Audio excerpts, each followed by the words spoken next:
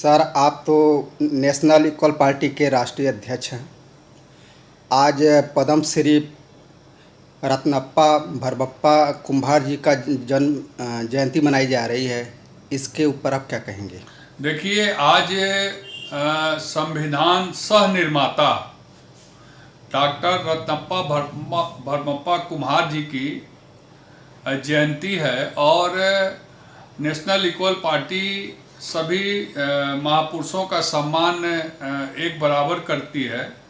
उसी कड़ी में आज उनकी जयंती के शुभ अवसर पर हम लोगों ने माल्यार्पण करके और उनकी जयंती को मनाया है।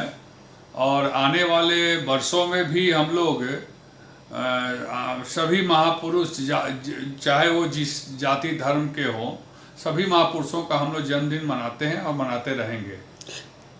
आजकल जम्मू कश्मीर में हलचल तेज हो गई है आतंकवादियों की। आतंकवादियों द्वारा 3 जवान देश के शहीद हो गए। देखिए, ऐसा है कि देश के प्रधानमंत्री जी 2014 में जब प्रधानमंत्री बनने की लड़ाई लड़ रहे थे तो उन्होंने ये बात कहा था आम जनता को कि जिस तरह से कश्मीर में आतंकवाद बढ़ रहा है और हमारे जवानों की निर्मम हत्या पाकिस्तानी आतंकवादियों के द्वारा किया जा रहा है, तो उस समय लोगों ने यह सोचा कि प्रधानमंत्री जी जो कह रहे हैं वो सही कह रहे हैं। और प्रधानमंत्री जी बार बार हर मंचों से कहा करते थे कि अगर कोई भी हमारे देश की सेना का एक सर काटेगा तो उसका 10 सर हम जाकर लाने का काम करेंगे। लेकिन बहुत दुर्भाग्य और बहुत ही दुखद घटना हुई है कि G20 जब देश में हो रहा था, विदेशी मेहमान, विदेशी राष्ट्रदूत और विदेशी प्रिंस, राष्ट्रपति, प्रधानमंत्री जो यहाँ अपने दिल्ली में आए थे, उसी बीच में कश्मीर में 3 बड़े अफसर की निर्मम हत्या कर दी गई और हमारे वो जवान सिपाही अधिकारी जो हैं वो शहीद हो गए। रवि हैं, आशीष हैं और मनप्रीत सिंह हैं। हाँ, जो कि राइफलमैन और मेजर रह चुके थे, ये तीनों लोग। हाँ, नहीं वो तो मैं जानता हूँ जी। तो उसके बाद उनके शहीद पार्थिव शरीर पर सरकार का किसी व्यक्ति को, प्रधानमंत्री जी को, रक्षा मंत्री जी को या गृह मंत्री जी को वहाँ जाना चाहिए था, लेकिन वो लोग वहाँ न जाकर G20 सफलता की जश्न मना रहे थे। यह बहुत ही देश के लिए दुर्भाग्यपूर्ण बात है। और इस इतनी बड़ी घटना को सोशल मीडिया से लेकर न्यूज तक से हटा दिया गया और G20 बीतने के बाद धीरे धीरे इसकी बात की खुलासा हुई और यह बहुत दुखद है। ऐसा नहीं होना चाहिए। और जो देश के हमारे प्रधानमंत्री हैं या जो हमारे देश के शासक हैं, उन लोगों को अपनी पुरानी बातों को याद रखना चाहिए कि हमने जो कहा था वो करना चाहिए। ऐसे अगर इस तरह का काम अगर होगा तो हमारे नौजवान मिलिट्री मैन और सेना पर नौजवान जो हमारे जवान सिपाही हैं, उनका मनोबल ऐसे गिरेगा। जी। कल केशव प्रसाद मौर्य जी का एक अभद्र टिप्पणी आई है, एक अनाथ 100 बीमार। इंडिया गठबंधन से बीजेपी ऐसी डरी क्यों है? देखिए, प्रदेश के उप मुख्यमंत्री माननीय केशव प्रसाद मौर्य जी की मुंह से यह निकली हुई बात कोई नई बात नहीं है। मौर्य जी आए दिन कुछ न कुछ अमर्यादित बात समाज में पेश करते हैं और एक अनार 100 बीमार कहने का उनका तात्पर्य यह था कि इंडिया गठबंधन में जो 28 दल हैं, उस दल में प्रधानमंत्री कौन बनेगा, इसकी मारामारी हो रही है। उनका कहने का तात्पर्य यही था। तो मैं यह कहना चाहता हूँ उप मुख्यमंत्री जी को कि आप लोग भी 32, 38, 36 दलों का एक गठबंधन बनाए हैं और उसमें आप लोगों ने जो आप लोगों ने भी अभी क्लियर नहीं किया है जी। कि उस गठबंधन का दूल्हा कौन होगा। जी। अगर दूल्हा की बात आएगी तो अब नौजवान दूल्हा की जरूरत है, रिटायर्ड दूल्हा की नहीं जरूरत है देश को। और हमारे इंडिया गठबंधन में बहुत नौजवान हैं जो देश का नेतृत्व संभाल सकते हैं, लेकिन नेशनल इक्वल पार्टी महिला मंच ने कल ही एक मीटिंग और बैठक करके यह पूरे देश को बताया है, पूरे प्रदेश को बताया है कि जिस तरह वन नेशन वन इलेक्शन की बात हो रही है, उसी तरह महिलाओं को भी अब पूरा अधिकार मिलना चाहिए और देश में एक बार प्रधानमंत्री महिला और एक बार प्रधानमंत्री पुरुष होना चाहिए। क्योंकि माननीय श्रीमती इंदिरा गांधी जी के बाद देश को महिला प्रधानमंत्री नहीं मिला है, और महिला प्रधानमंत्री होने से देश में महिलाओं का मनोबल बढ़ेगा, महिलाओं के अंदर एक ताकत पैदा होगी और उनके अंदर से डर और भय निकलेगा। और महिलाएं जब देश की प्रधानमंत्री होंगी तो करप्शन भी कम होगा। तो मैं अपने नेशनल इक्वल पार्टी के महिला मंच की राष्ट्रीय अध्यक्ष और उस कमेटी के सभी लोगों को बहुत बहुत धन्यवाद देता हूं कि आप लोगों ने जो पहल किया है कि महिलाओं को एक बार 5 साल के लिए मौका मिलना चाहिए और पुरुषों को 5 साल के लिए एक बार प्रधानमंत्री के लिए मौका मिलना चाहिए। उसमें उन लोगों ने इंडिया गठबंधन के तरफ से श्रीमती डिम्पल सिंह यादव जी जो उस केस में बीजेपी का भयभीत होना और भय में अनाप शनाप बोलना, किसी के भी मुंह से कुछ भी अब निकल सकता है, क्योंकि जिस तरह का बयानबाजी चल रहा है बनारस में या उत्तर प्रदेश में, वो बयानबाजी का सिर्फ एक ही बात है कि इंडिया गठबंधन ने जो घोसी में चुनाव जीतकर और पूरे देश में 7 जगहों पर विधानसभा का चुनाव हुआ जहां 4-3 का गोल हुआ जी। 4 गोल इंडिया ने मारा और 3 गोल बीजेपी एनडीए ने मारा। तो उससे भी एक भय है, और भय का कारण यही है कि इंडिया गठबंधन में एकजुटता दिनों दिन बढ़ती जा रही है और छोटे छोटे दलों की भी एकजुटता उसमें बढ़ती जा रही है। इसीलिए एनडीए के कुछ नेता, एनडीए के कुछ घटक दल भयभीत और विक्षिप्त दिखाई दे रहे हैं। 23 सितंबर 2023 को हरिद्वार में एक बड़ी सभा होने जा रही है ब्राह्मण समाज का।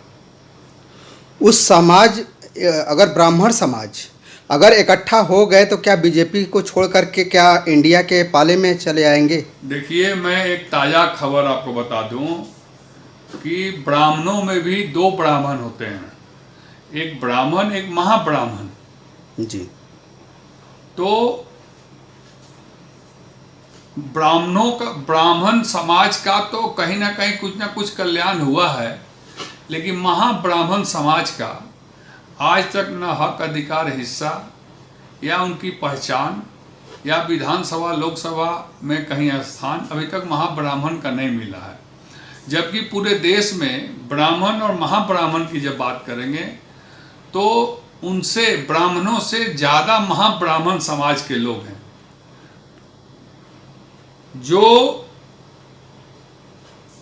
इंडिया के साथ इस बार जा रहे हैं। और महाब्राह्मण समाज को देखने के बाद कि जब इंडिया में महाब्राह्मण समाज जा रहा है तो ब्राह्मण समाज भी पढ़ा लिखा बुद्धिजीवी वर्ग होता है, वो समाज भी अब इंडिया गठबंधन की ओर जाने को तैयार है। और जो महासम्मेलन हरिद्वार में हो रहा है उसके पीछे यही रणनीति है कि देश भर के ब्राह्मण महाब्राह्मण समाज के लोग जुटेंगे और एक फैसला लेंगे कि हम लोग इंडिया गठबंधन के साथ रहेंगे। जी। इस वक्त डिम्पल यादव के लेकर के कुछ अभद्र बातें निकल के आई हुई हैं, उसको लेकर के कुछ विवाद भी चल रहे हैं। देखिए, ऐसा है ना कि एक पूर्वांचल की 4-5 जिले की पार्टी है जी, और उसके मुखिया हमारे राजभर भैया हैं, उसके राष्ट्रीय अध्यक्ष हमारे राजभर भैया हैं। रामपत हरामी? नहीं, मैं तो नहीं कह सकता हूँ ये बात, लेकिन राजभर भैया हैं। और राजभर भैया के पार्टी में सब लोग अच्छे लोग हैं, लेकिन राजभर भैया ही गलत हैं जी। क्योंकि वो उनके मुंह से कभी अच्छी बात निकलती नहीं है, अच्छा काम वो करते नहीं है, अच्छा काम वो सिखाते नहीं है जी। तो राजभर भैया के पार्टी का ही कोई बलिया या गाजीपुर मऊ का कोई एक नेता है, उसने एक वीडियो जारी किया था जिसमें माननीय डिम्पल यादव जी और राजभर भैया जी का फोटो को काट पीट करके और वो अटैच करके उसको सोशल मीडिया पर चलाया था जी। तो मेरा कहने का मतलब है कि जो जैसा होता है उसके संस्कार भी उसी तरह के होते हैं और इस तरह के संस्कार के लोगों को जनता जो है नकार रही है और उनको नोटिस में नहीं ले रही है। और राजभर भैया भी हमारे जो हैं वो भी अब धीरे धीरे उनका ही पत्ता साफ हो रहा है। जिस तरह से घोसी में उन्होंने अपना जलवा दिखाया और जलवा उनका फेल हो गया। जी। घोसी का चुनाव हारने के बाद इस वक्त मंत्री बनने की होड़ में वो परेशान हैं कि कैसे मंत्री बना जाए, इसको लेकर के आप क्या कहेंगे? देखिए, मंत्री बनना क्या बीजेपी मंत्री बना देगी, कैबिनेट में अपने ले लेगी? अब देखिए, बीजेपी और उनमें बहुत अंतर नहीं है जी। इसलिए नहीं अंतर है कि 2019 से लेकर 2022 अप्रैल तक राजभर भैया ने माननीय मुख्यमंत्री जी को, माननीय उप मुख्यमंत्री जी को, देश के प्रधानमंत्री जी को, देश के गृह मंत्री जी को, देश के रक्षा मंत्री जी को, पिछड़े समाज के नेताओं को, दलित समाज के नेताओं को जितनी अभद्र भाषा का प्रयोग होता है उन्होंने सब कुछ किया। जो शब्द नहीं राजनीति में होना चाहिए वो भी प्रयोग किया। उसके बाद भी राजभर भैया को ले लिया गया एनडीए में। जी। तो मैं यह कैसे कह दूं कि उनके कारण ही बीजेपी वहां पर हारी और यह दुर्दशा हुई घोसी में, जिसको सेमीफाइनल लोग मान रहे थे। जी। उसके बावजूद भी यह सरकार नहीं लेगी और मंत्री बनना और विधायक बनना और समाज में गाली सुनना, समाज के लोग ही गाली दें और उनके पार्टी के लोग ही गाली दें और तरह तरह की लोग बातें करें, विश्वसनीयता न रहे, अमर्यादित भाषा हो और तुच्छ विचारधारा हो। सर, उनके पार्टी में जो कार्यकर्ता हैं शुद्ध रूप से राजभर भैया लोग ही हैं अब जी। क्योंकि वो गिनवाते हैं 30 जातियों का नाम, 20 जातियों का नाम, लेकिन केवल वो अपने राजभर भैया करते हैं क्योंकि वो जानते हैं कि हमारा ही समाज ऐसा है जिसको हमने शिक्षा के लिए कभी रास्ता नहीं दिखाया, हमने सही राह कभी नहीं दिखाया, कभी सही काम करने को नहीं बताया, कभी हमने सही अनुशासन और संस्कार देने का काम नहीं किया है। वो तो सर बोलते रहते हैं कि हमारी बिरादरी शराब पीने में लुप्त रहती है। तो यही बात मैं कह रहा हूँ कि जो अपने समाज को कहता हो कि शराब हमारा समाज जितना पीता उतना बीजेपी का 1 महीने का खर्चा चलता है एक दिन में, तो शिक्षा पर उनका ध्यान तो है नहीं। जो शराब पीना भूलना चाहता है उसको भी याद दिलाकर वो शराब पिलाने का काम करते हैं और वो नहीं चाहते कि हमारा समाज कभी भी शिक्षित हो, क्योंकि शिक्षित होगा तो हमारा पोल खुल जाएगा, हमारा पोल खुल जाएगा तो हमारा ढोल फट जाएगा, हमारा ढोल फट जाएगा तो फिर हम बजाएगा कौन, गाएगा कौन और नाचेगा कौन। तो उसमें एक बजनिया है, एक नचनिया है, एक गवैया है, यही तीनों लोग हैं और तीनों लोग मिल के और अपने समाज का ढोल पीट रहे हैं, कोई नाच रहा है और कोई गा रहा है। ऐसे लोगों को परस्पर से पर्दा उठ चुका है और ऐसे लोगों का पोल खुल चुका है और घोसी की जनता ने यह सबक भी सिखा दिया है कि हम टिकाऊओं को वोट देंगे, बिकाऊओं को वोट नहीं देंगे, जो हर साल हर चुनाव में जब कोई चुनाव आता है तो उस चुनाव में दल बदल देता है अपने फ़ायदे के लिए, अपने परिवार के फ़ायदे के लिए, अपने पुत्र के लिए, अपने और परिवार और अपने हित नात रिश्तेदारों के लिए, और समाज को ढोल बना कर रखता है, नचनिया बना कर रखता है, गवैया बना कर रखता है। तो ऐसे लोगों का पोल खुल चुका है और ऐसे लोगों की बातचीत में कोई अब वो नहीं है, कोई नोटिस में लेता भी नहीं है। बहुत अच्छा लगा सर आपसे बात करके, इसके लिए